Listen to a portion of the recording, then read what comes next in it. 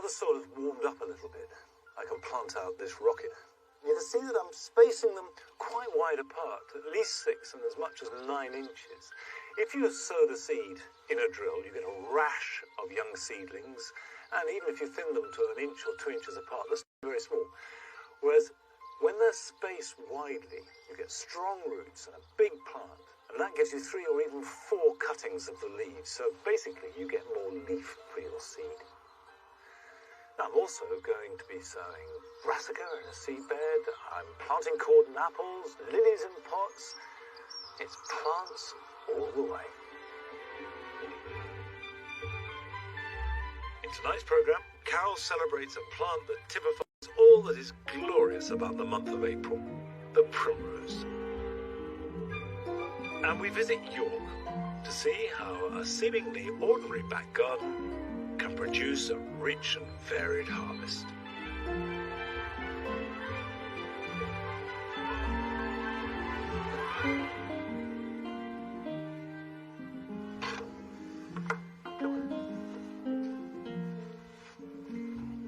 We do an awful lot of seed sowing, and it always involves seed trays and quite often heated mats and greenhouses and then cold frames and pricking out and potting on. And I know it can seem a bit of palaver, but you can grow and sow seeds without any of that fuss. It can all happen outside in a seedbed. And that's what I'm establishing here. Nelly, bring me the seeds, there's a good girl. Thank you very much indeed. Lovely. You just need a patch of ground. It wants to be sunny and clear of big stones and reasonably well drained. Now I've covered this with cloches because it was raining this morning. I want to keep it dry. It doesn't want to be too wet, but if I just take some of the cloches off, and I'm going to put down a board, and all I'm going to do is run my hand down to make a line, and do another one in parallel to it. There. Now, the plants that really lend themselves to this are brassica. And I'm going to sow some purple sprouting broccoli. It's one of my favourite vegetables. It's just about to be ready for harvest now, so you sow it a full year ahead. It's a long-term investment in plant and soil and worth it. Fabulous stuff. So, the idea is to raise seedlings until they're big enough to transplant to their final growing position. And the advantages of that over the very finest potting compost and the best, most fancy greenhouse is they start life from day one with the bacteria and the fungi of the soil interacting with the roots that they are going to grow in. These plants are going to have to be thinned to about 2 inches apart, maybe even 3 inches, so there's absolutely no point in sowing them too thin. So I'll get 3 short rows from one packet. Now I can just lightly cover the seeds over, and I just find that running your fingers down either side of the drill pushes the soil back in over the top of it. We don't need to worry about it too much. All I've got to do is keep it weed-free, and around about early to mid-June they'll be ready to transplant to their final growing position when they're about 5 or 6 inches tall. I'm not going to crush them now because it's spitting with rain and I want a bit of moisture, but if it gets very cold or torrential rain, I've got the cloches to hand to protect the seedlings. It's a very simple, easy way of raising a lot of plants. And many of us are growing vegetables as a treat as much as anything else. If there's something that you love to eat, it's going to be nicer and more fun if you grow it yourself. But there are some people who are truly self-sufficient in fruit and vegetables. And last summer, we went to York to meet one such couple.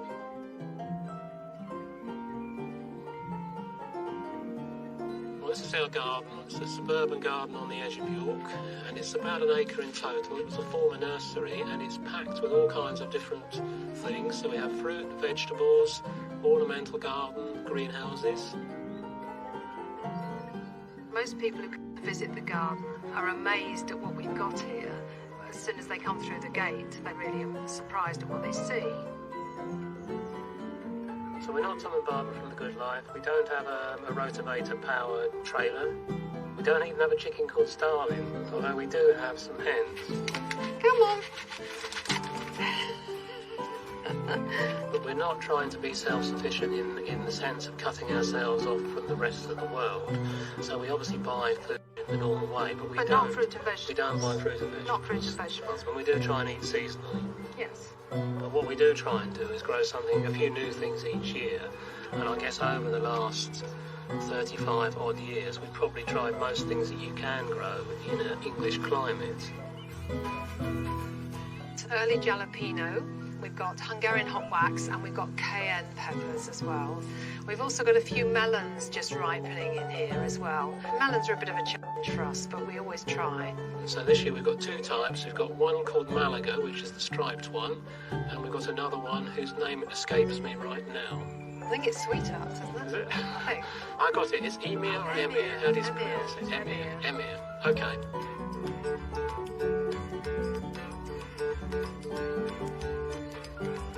In this garden, we have over 100 fruit trees and maybe about 80 varieties, Probably about would you 80 say? different varieties. And a few of those are Yorkshire varieties, like the Ribston Pippin. But a lot of our varieties come from all over Europe, don't Well, they? we've got Ingrid Marie, which originally came from Denmark. We've got Kids Orange Red, which originally came from New Zealand. It's probably a little bit more difficult to grow fruit in the north of England, but not necessarily as difficult as most people think. To get a nice ripe eating apple, you need plenty of sun. So what we tend to do is grow the eating apples in a sunny position like this, and in shadier positions we tend to grow either cooking apples or the very early eating apples where they will still ripen even if there's not a great deal of sunshine. This is an early russet, and it's a really, really nice apple. Everybody should grow this apple. It's one of the best apples you can absolutely. grow in We the love this garden. apple. So, in terms of picking, what we do is cup the fruit and then just lift, and it comes away cleanly. If it doesn't come away cleanly, then we would actually leave it on the tree. So we put it in, stalk up, and we're going to make a single layer of apples in this box. So we only ever store the absolutely perfect apples. So every apple we pick, we look it over and make sure it's absolutely perfect before it goes in the box. Okay, this one's got a few bruises on, so I'm not actually going to store that one. I'm going to put that in the juicing basket.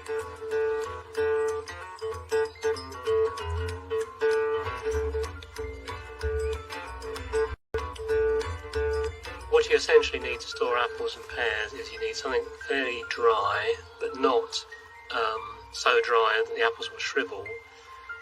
You need to avoid frost getting into there, and also you need to avoid mice getting into the store as well. Most apples taste better when they're kept in store for a little while.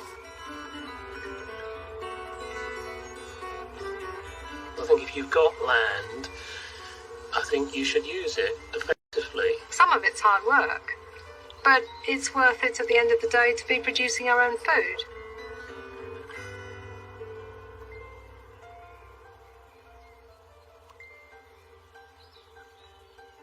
Of how you can grow a wide range of fruit in a relatively small space. You don't need a great orchard full of vast trees, and that's something I want to build on now.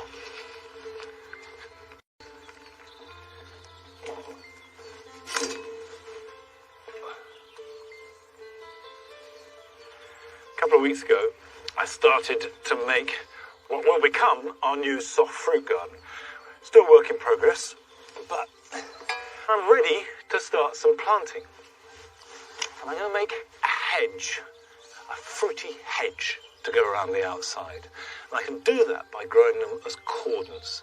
And the brilliant thing about cordons is that you can have any kind of apple tree you like, as long as it's spur-bearing, and I'll tell you more about that in a minute, in a really restricted space, because it only needs to be about that wide, and I'm going to grow them as low as this, which is about 4 foot, which matches the other hedges here, although you can go up to about 6 or 8 feet.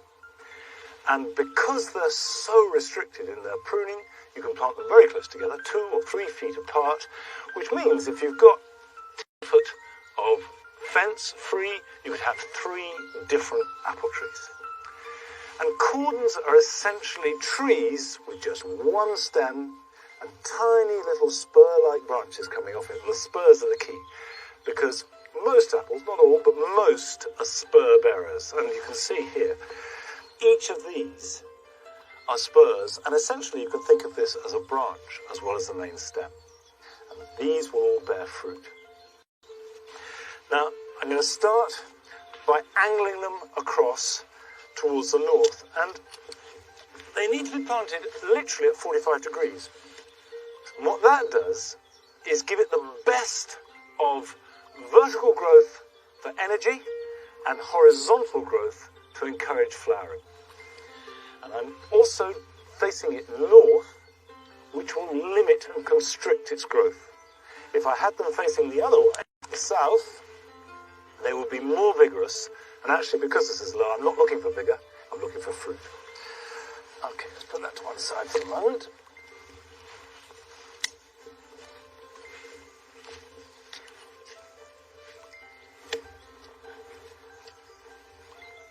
Mycorrhizal fungi is a really good idea with any woody plant because it just helps it establish quicker. And then once it's established, it'll have its own relationship and it will build its own fungi.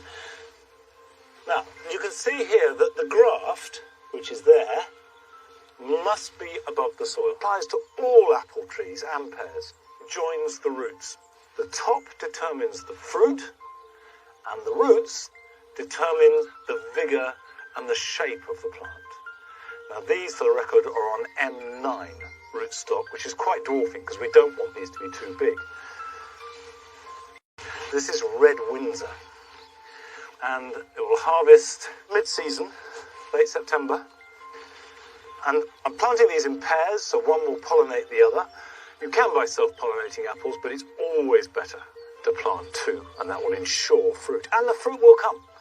Even though they're small, even though I've just planted them, they've got blossom, that will turn into fruit, and in their season, I will eat and enjoy them. Now, talking about in their season, we're in April. And again, Carol is selecting the plant which for her epitomises this month.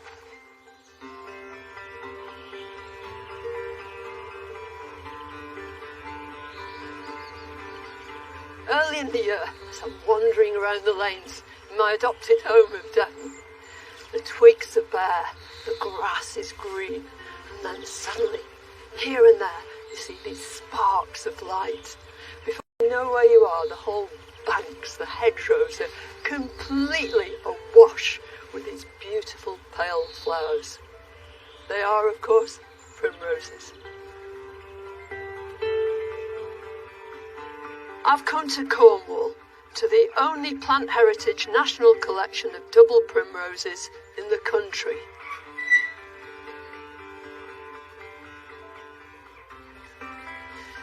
Primroses belong to the Primulaceae family.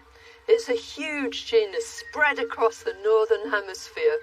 Everything from auriculas from the Alps to those glorious candelabras from Asia.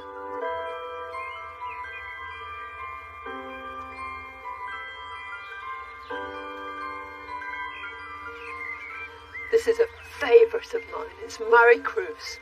This is a primrose which has played a really interesting part in the whole development of double primroses. Florence Bellis, who is the most important hybridist of primroses and whose nursery Barnhaven became synonymous with the breeding of modern varieties, used this to create a lot of the modern doubles that many of us grow in our gardens today. Just look at that. Isn't she beautiful? Primroses love cool, damp banks, glades and hedgerows. They're tremendously successful woodland plants, having evolved. Why primroses are such a success story is that 57 million years ago, they actually developed into two separate forms. One's called thrumide and one's called pinnide. Here's a thrumide. Here are all the anthers arranged around the top, and deep down, right in the heart of the flower, is the actual stigma, the female bit, whereas in the pinnide Here is the stigma, actually protruding from the flower. But there are the anthers, full of pollen. These are the male bits which will pollinate the other flowers. And the whole idea of this is that you're much more liable to get cross-pollination, so the resultant plants from those are going to be much, much stronger. If you want to try and create your own primrose hybrids, you can use a very simple method. So I'm going to move some pollen from this thrum-eyed one, and I'm going to move it right over to this pin-eyed one. A nice fresh flower, that one's ideal. And I'm just going to daub it over the top of that stigma. That should do it. That pollen will go right down the pollen tube into the ovary behind the flower, and eventually that will swell and be full of seeds.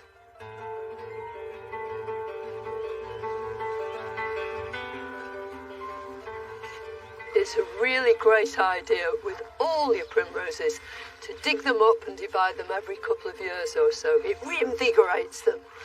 Normally, when you were doing this, you probably do it, as Miss Jekyll said, when the flowers are on the wane.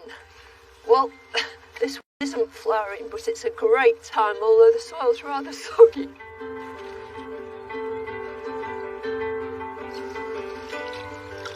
Look at these fabulous roots, but you can tell this plant is almost separating itself.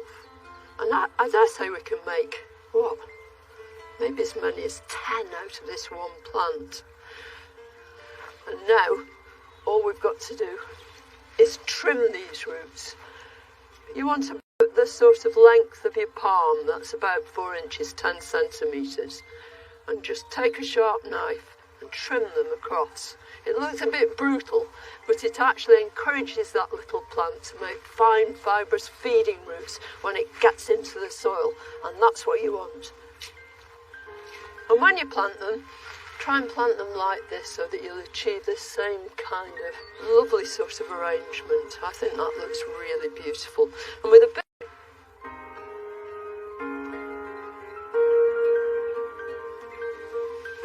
there are so many delightful primulas, you don't know which to choose. Just look at this great swathe of this glorious one called Pridham's Lee, and it makes these gorgeous big rosettes of fresh green leaves and these snowy white flowers that just tumble from the centre. It's a delight. There used to be lots of varieties of double primroses, but one of the few remaining ones is Bonaccord Purple. It's truly strong, robust and utterly gorgeous. For me, primroses are the epitome of spring. They really are the stars of April.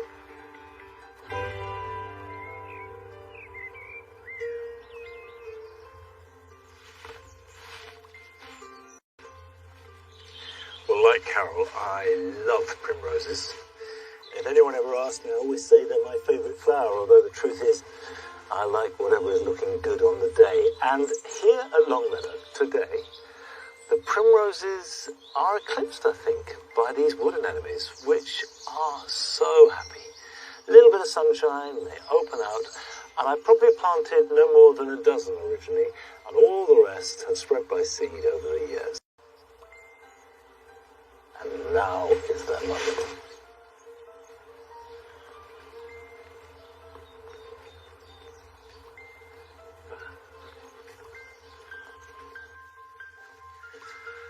Now, while spring bulbs are dominating the garden, it's time to look ahead a bit and plan for summer bulbs.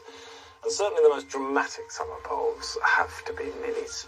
And it's a perfect time to plant them in pots, and they'll steadily grow for flowering in July and August. And I've got some here called Gizmo. Comes highly recommended, both for its magnificent white flowers and its fragrance. Now this is a fairly typical lily pot, which are always deep, because Gizmo, for example, will grow to a full metre height, and they're tall and they need a bit of heft at the base, and proportionately they look. So don't plant lilies in a little pot, even if you're just doing one bulb at a time. They'll get unstable. So what the pot, put a crock, and then some compost. But, and this is the tricky bit, it is really good for lilies to add some leaf mould. I know I'm always banging on about leaf mould, but it is fantastic stuff. And the reason why it's good, open, friable compost. And leaf mould delivers exactly that. And then the bulbs can go in. And 3 will be plenty, because these are big plants. And then we can cover it over. And that's it. Now, there's nothing more to do with this, but they aren't going to do very much either, so you don't want to put them into their final position yet. I always put my lily pots to one side, not in full blazing sun, nor in deep shade, and make sure they don't dry up. So water them once a week, and then you can move them to their final position when the flower stems start to appear, which will be sort of the middle to the end of June. And put them where you can most enjoy the drama of their flowering and the beauty of their fragrance. Now, I don't know if you think that lilies are the best plants or the most important plants, but everybody has their view on this. And this week, it's the turn of Joe Swift. Tell us which plant he thinks has had the greatest impact on us gardeners and our gardens over the last 50 years. I've chosen Stipa gigantea, the golden oats. It's a fantastic ornamental grass, reaching about 6 foot in height, with its straw-coloured stems and seed heads over a mound of evergreen foliage. For me, it really represents all the ornamental grasses out there and how they've influenced and changed the looks of our gardens. Grasses aren't about colour and blousiness. They are wonderfully majestic and stately. They're so versatile. They work well in a contemporary or traditional garden, but also in a rural or town setting too, bringing in sort of a naturalistic element into a planting scheme. And grasses fundamentally change the way we garden. We're looking for plants that don't need mollycoddling and deadheading and feeding and watering all the time, and grasses fit the bill nicely. So for me, golden oats has got to be the Golden Jubilee winner.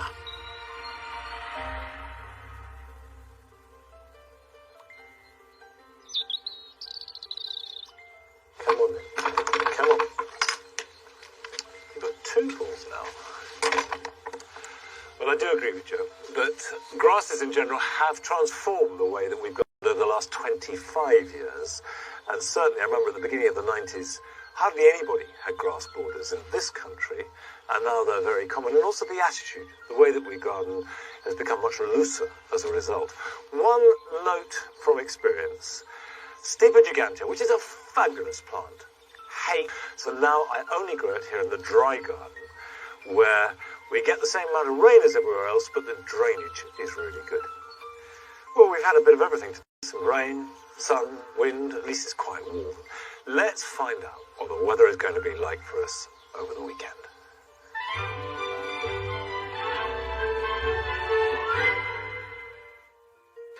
Well, as promised, the weekend weather's looking absolutely beautiful across most of the UK.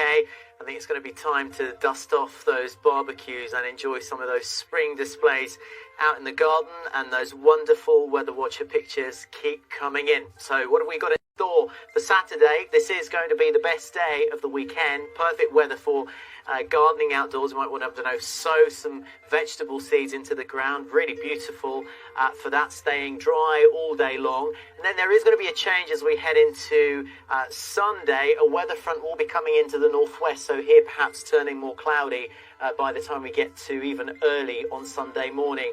But the temperatures are going to peak on Sunday across England, so the northwest will cool off, but England will keep on warming up. So temperatures, in fact, could nudge up to around 23 degrees, for example, in London, and around 20 degrees across Yorkshire as well. Enjoy the weekend.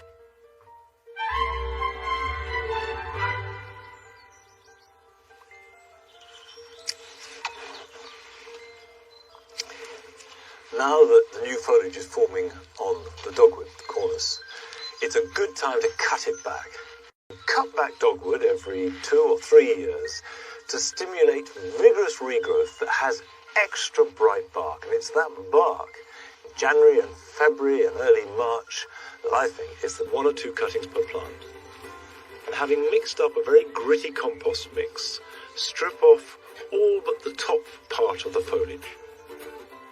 Bury the cut stem against the edge of a pot and put the cuttings somewhere warm, water them, and they should start to show signs of new growth in a few weeks' time. I love ferns, and ones like Dryopteris look fantastic all winter. But now it's time to cut them back, remove all dying, broken, old growth. And then you'll be able to enjoy the new fronds as they slowly start to unfurl.